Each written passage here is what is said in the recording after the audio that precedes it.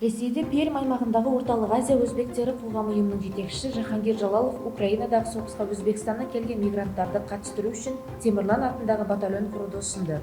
Оның бейне үндеуін Вета телеарнасы жариялады. Оның айтуынша өзбектер Ресейде тұрақты жұмыс істеп, әбден орнығып қалған.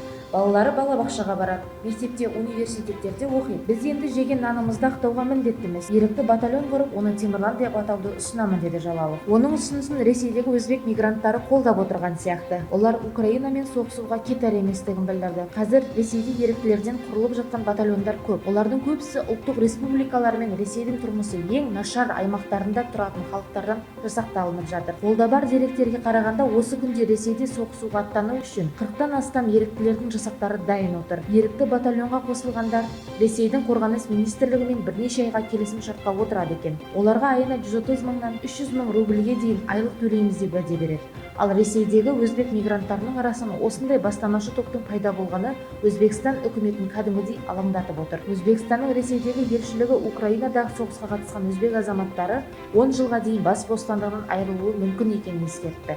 Әзірге бұл ескертуге Темірлан батальонын құрғысы келетіндер құлақ асып отырған жоқ. Ресми статистика бойынша Ресейде 2 миллион Өзбекстан азаматы еңбек етеді екен.